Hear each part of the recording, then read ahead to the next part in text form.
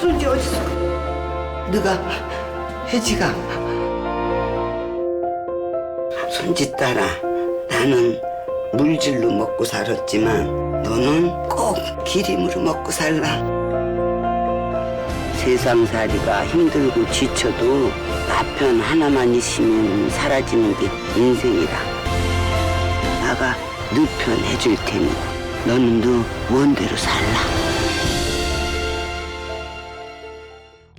네, 우리가 듣기만 해도 가슴이 아련해지고 눈물이 맺히는 단어가 있죠. 아마 어머니 혹은 할머니가 아닐까 싶은데요. 오늘은 할머니의 따뜻한 사랑을 느낄 수 있는 영화를 소개해드리겠습니다. 자, 개춘할망, 창감독, 윤여정, 김고은 주연의 영화에 대해서 이야기 나눠보겠습니다. 안녕하세요. 네, 안녕하세요. 네, 영화 줄거리 좀 소개해 주시죠. 개춘할망은 제주도의 그 해녀죠. 자신의 손녀가 한 명 있는데 혜지라고 하는 손녀인데 네. 그 엄마 아빠가 돌아가셨고요. 네네. 그래서 이제 손녀딸을 정말 애지중지 키우는데 재래시장에 가서 네. 혜지 손을 놓치는 바람에 손녀를 잃어버려요. 그랬죠. 예, 그래서 12년 뒤에 새끼. 그 손녀딸이라고 하는 우리 이제 혜지가 우리. 나타나죠. 네. 그래서 이제 제주도에 와서 이제 혜지가 할머니와 함께 살아가는데 적응이 잘 안 되는 네. 바람에 벌어지는 여러 가지 해프닝. 거기다가 이제 도시 생활에서 사귀었던 나쁜 친구들의 그런 영향력이 네. 다시 그 혜지한테 나야. 그 미치면서 미니 바꿔. 또 다른 이별의 위기가 찾아오게 되는 그런 이야기입니다. 개춘할망을 보면서 이제 어머니가 좀 많이 떠오르더라고요. 아, 그렇죠. 예, 왜냐하면 네. 이 영화 속에서 이제 윤여정 씨가 나중에 이제 치매에 걸리는데 네네.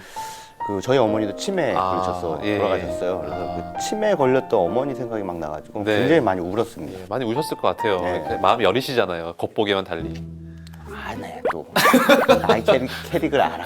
최강희 평론가의 그 성향을 보면 네. 보통 이런 그 눈물샘을 자극하는 영화에 대해서 실컷 운 다음에 굉장히 그 혹평을 하시거든요. 이 눈물은 너무 기계적인 눈물이었습니다. 뭐 이런 식으로 혹평을 하신단 말이죠. 이번 영화는 뭐 어땠나요? 그러니까 그 가족 휴먼 드라마, 한국 가족 휴먼 드라마가 일종의 공식이라는 게 있잖아요.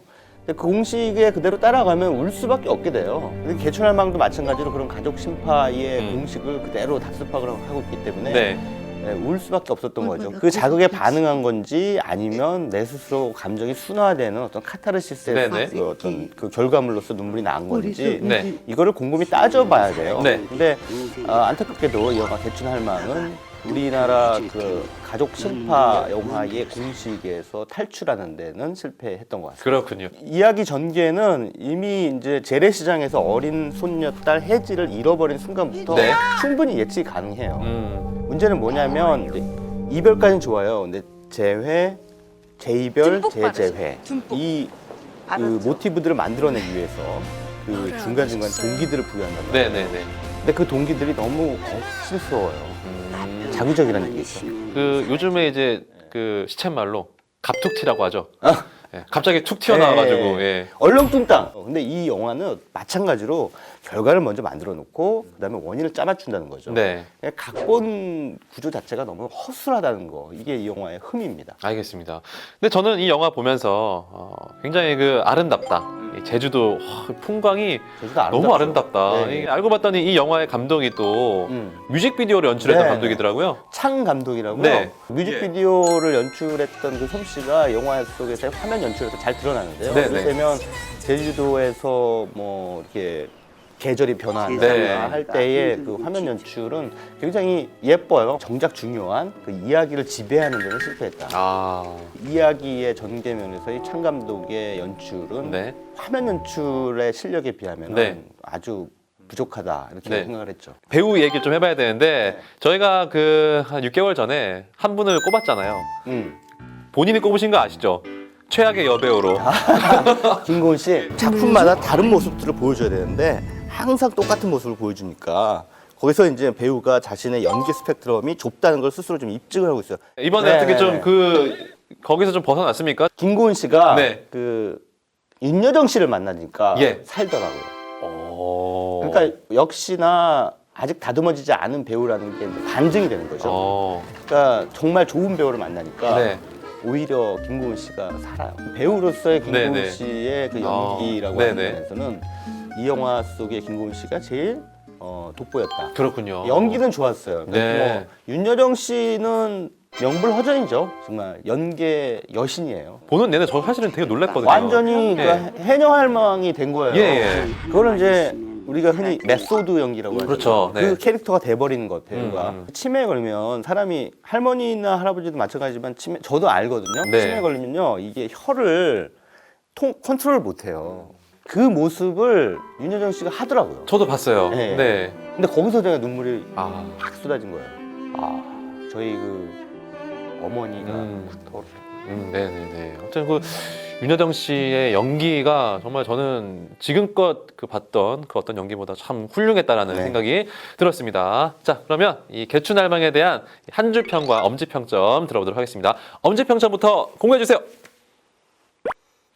아이, 여보세요. 어머니 생각나신다면서 이거 너무한 거 아닙니까? 어머니가 생각난 건 네. 저 윤여정 씨가 연기를 잘했기 때문이지만 네. 영화는 영화는 별로였어요. 아, 그래요? 솔직히. 아, 정말 그 냉정하시네요. 네. 뭐 공과 사는 분리해야죠. 예, 아, 예, 알겠습니다. 한 줄 평 들어볼게요.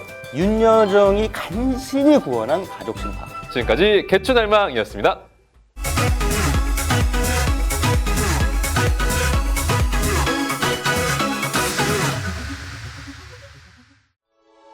이른바 꽃미남 계열의 영화 배우 하면은 누가 제일 먼저 떠오르시나요? 최근에 인기 드라마 태양의 후예 때문에 아마도 많은 분들이 이 송중기를 떠올리실 텐데요. 그래도 영화 쪽에서는 강동원이 대세인 건 분명합니다. 그런데 강동원이란 배우를 가만히 보면은 저는 이상하게 할리우드 배우인 레오나르도 디카프리오가 연상이 됩니다. 그런데 이 두 배우 사이에는 결정적인 차이가 있습니다. 그 결정적인 차이가 뭘까요? 이번 주 까치한 시선에서 그 두 배우를 괜히 비교해 보겠습니다. 사실 강동원이 본격적으로 스포트라이트를 받기 시작했던 건 지금으로부터 12년 전 개봉했던 이 영화 늑대의 유혹이었죠. 연약한 듯 뭔가 강인한 내면이 있는 듯한 그의 외모에 여심이 진동한 건 당연한 노릇이었죠. 레오나르도 디카프리오의 출발도 꽃미남의 화려한 등장 그 자체였습니다. 많은 이들이 기억하고 있는 당시 전 세계 최고 흥행작 타이타닉에서 디카프리오는 귀족과의 결혼이 예정돼 있는 케이트 윈슬렛과 운명적인 사랑을 나눕니다. 디카프리오는 사실 이 영화 이전에 찍은 바즈 루어만 감독의 영화 로미오와 줄리엣에서 이미 꽃미남 스타의 탄생을 예고한 바 있습니다. 자, 다시 강동원으로 옵니다. 늑대 유혹 이후 강동원이 다양한 장르와 캐릭터에 대한 도전을 하지 않은 건 아닙니다만 팬들은 여전히 그를 꽃미남 배우로 소비하고 싶었나 봅니다. 지난 2014년 여름에 개봉한 군도 밀라네 시대에서 강동원이 맡은 역할은 주인공 하정우와 대립하는 아주 못된 캐릭터였죠. 그럼에도 불구하고 이 영화의 윤종빈 감독은 도대체 누가 주인공이고 누가 악역인지 헷갈릴 정도로 강동원의 모습을 너무나 멋지게 연출했습니다. 그리하여 영화는 꽤나 강력한 출연진에도 불구하고 흥행면에서는 그리 큰 성과를 거두지 못했죠. 선악구도의 균형이 한마디로 잘 맞지 않았기 때문입니다. 자, 꽃미남 스타로서의 강동원의 이미지는 최근 영화에서도 그 위력을 유감없이 발휘하고 있습니다. 검사 외전도 대표적인 사례죠. 굉장히 언변이 좋고 외모가 출중한 사기꾼 역으로 등장했으니 아마도 적지 않은 여성 관객들이 오로지 강동원을 보기 위해 이 영화를 봤다고 해도 과언이 아닐 겁니다. 강동원과 그를 캐스팅한 감독들조차 그런 강동원의 이미지를 10분 활용하는데 게으르지 않았습니다. 잘생긴 건 죄가 아니죠. 축복입니다. 하지만 배우에겐 굴레가 될 수도 있습니다. 디카프리오는 어떨까요? 그 역시 그런 영화에만 출연하고 있을까요? 결론적으로 아닙니다. 오히려 디카프리오는 자신의 외모를 활용하고자 하는 영화에 출연하는 대신 에비에이터의 신경질적이고 결벽증 가득한 주인공 하워드 휴즈를 비롯해 셔터 아일랜드의 광기를 지닌 형사 등 주로 마틴 스콜세지 감독의 작품들에 출연하며 문제적인 인간을 연기하는 데 몰두했습니다. 더 울프 오브 월스트리트에서는 돈에 눈이 멀어서 매일 밤 화려하다 못해 음란하기까지 한 파티를 즐기는 돈벌레로 나오는데요. 영화 속에서 약에 완전히 취한 상태의 주인공을 보여주는 디카프리오의 연기는 그야말로 명불허전 그 자체입니다. 그리고 그는 결국 최근작 레버넌트 죽음에서 돌아온 자로 생애 첫 오스카를 손에 쥐게 됩니다. 그의 수상 소감 역시 꽃미남에 머물지 않고 연기파로 거듭나려 애쓴 배우의 입에서 나올 법한 내공이 물씬 풍겼죠. Climate change is real. It is happening right now. It is the most urgent threat facing our entire species, and we need to work collectively together and stop procrastinating. Let us not take this planet for granted. I do not take tonight for granted. Thank you so very much. 강동원과 디카프리오 이 두 배우를 이렇게 비교하는 건 억지가 아니냐 이런 야유가 들리는 것 같습니다. 네, 저도 압니다. 억지입니다. 네, 사실 디카프리오와 강동원은 서로 분야도 다르고 노는 물도 다릅니다. 하지만 이렇게 비교를 해보는 것은 강동원이 레오나르도 디카프리오를 좀 닮았으면 하는 그런 마음 때문입니다. 자, 지금까지 까칠한 시선이었습니다.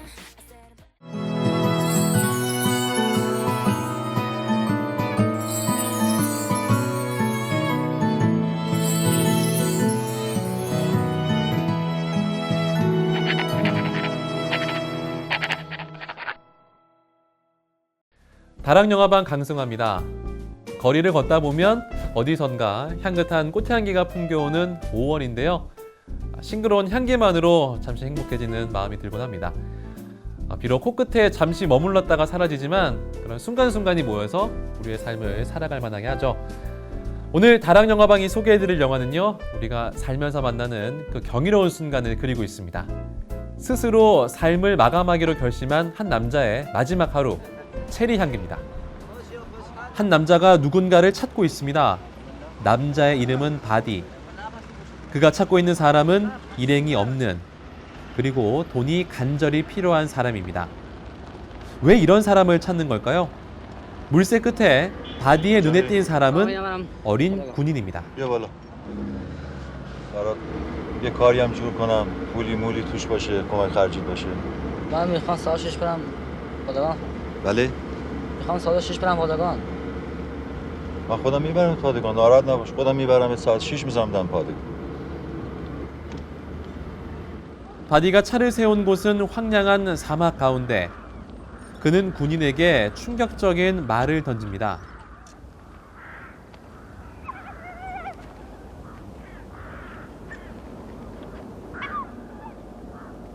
این چاله رو میبینی اینجا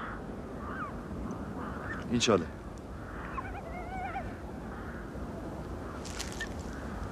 فقط توجه کن صبح زود ساعت 6 میای دوبار من صدا میکنی میگه آقای بدی آقای بدی اگه جواب تو دادم که هیچ دست من میگیری میام بیرون 200,000 تومان پول تو این داشبورد این ماشین این پاکت زیاد برمیداری میگیری اما اگه جواب تو ندادم 20 تا بیل خاک که اینجاست میرزی روی من پول تنگ اونجاست برمیداری آقا تو را خدا ما ببر سر جامو. ما حال این کارا نیستم. پول چیزا نخواستیم ببرم. ببین پسر جون من که نمیخوام برات دردسر درست کنم که بابا دردسر چی دردسر؟ ما میفهمیم اصلا باید دی میشه خود تو پادگان. ما میخوایم بریم. ما حالا این کارا اصلا نیستیم. 바디의 오랜 설득에도 군인은 소신을 굽히지 않습니다. 급기야 달아나 버리는데요. 바디가 물색한 두 번째 사람은 신학도입니다. 신의 뜻에 따라 생명을 소중히 여기는 신학도에게 바디는 자신의 자살 이유를 설득합니다. شما به این فکر من معتقد نیستید شما فکر میکنی خداوند خودش به انسان جون داده هر وقت هم لازم شد میگیره اما یه موقعی میرسه که انسان دیگه خسته است نمیتونه منتظر بشه که خداوند به مصالح خودش عمل کنه چون بدن انسان از طرف خداوند یک ودیعه‌ای هستن. انسان نباید که به بدنش ظلم بکنه. من میدونم که خودکشی از گناهان کبیر است اما اینم گناه بزرگیه که انسان خوشبخت نباشه وقتی خوشبخت نیستی باعث اذیت و آزار اطرافیانت میشی این گناه نیست این گناه نیست که اذیت و آزار اطرافیانت رو فراهم کنی خانوادت رو اذیت کنی دوستانت رو اذیت کنی خودت رو اذیت کنی به نظر شما این گناه نیست مگه شما رو اذیت بکنم آزارت بدم گناه نیست ولی خودم بکشم گناهه 바디는 아이러니하게도 끊임없이 타인의 삶을 알고 싶어 합니다. 그리고 그들이 자신의 삶을 알아주기를 바랍니다. 어쩌면 이게 바디의 진짜 마음이 아닐까요? 죽음의 경계로 걸어가는 자신을 잡아줄 사람, 삶을 마감하고 싶을 정도로 지친 마음에 귀 기울여주는 사람을 바디는 찾고 있는 건지도 모릅니다. 바디는 마침내 조력자를 찾았습니다. 그는 박물관에서 새 박제 일을 하는 노인이었는데요. 노인은 바디의 계획에 동참하면서도 삶의 기쁨에 대한 이야기를 펼쳐놓습니다. خاطره از خودم بگم اول ازدواج ما بود ناراحتی همه جور کشیده بودیم همه جور آخر اونقدر خسته شدم از ناراحتی که یه روز پا شدم خودم راحت کنم بابا از این ناراحتی به چی خبره سومی آخر خودم رفتم بالا ترابی گیر دادم دیدم آقا یه چیزه نرم خورد دستم توت بود چه توتی شیرینی شیرین بود اولی را خوردم دومی را خوردم سومی را خوردم یه وقت دیدم هوا داره روشن میشه آفتاب زده بالای کوه رفیق چه آفتابی چه منظره چه سبززاری به وقت دیدم صدای بچه ها میاد بچه ها مدرسه بود آمدن دیدم من توت میخورم گفتن آقا درخت تکون بده ما هم درخت تکون دادم اینا خوردن من که میکردم رفته بودم خودکشی کنم توت چیدم آوردم اینجا آقا یه توت ما را نجات داد 노인을 일터에 데려다 준 후 돌아가는 길. 바디는 급히 하고 싶은 말이 생긴 듯 노인을 다시 찾아갑니다. آقای باقری یه عرضی داشتم بفرمایید فردا صبح که میای بله یه دوتا سنگریز وردا بنداز رو من شاید خوابم برده باشه ولی زنده باشه یه دوتا سنگریز وردا دو تا ساله سه تا میزنم آقای باقری بله میگم که شونم هم یه دوتا تکون بده کار دیگه شاید زنده باشم یادت نره قول دادی ها سر ما میره گول ما نمیره خاطر جان باش آقای باقری قول دادی ها ما رو سر کار نذاری آقای باقری 해가 지고 구덩이 안에 몸을 뉘인 바디. 바디의 미래엔 죽음과 삶 중 과연 어떤 것이 기다리고 있을까요? 체리 향기는 이란 정부의 금지 조치 때문에 1997년 칸 영화제 폐막 3일 전에야 출품이 됐지만 황금 종려상을 받으면서 큰 화제가 된 작품이기도 합니다. 자신이 파놓은 구덩이에서 눈을 감은 바디. 과연 노인의 손을 잡고 나와서 아침을 맞을 수 있을까요?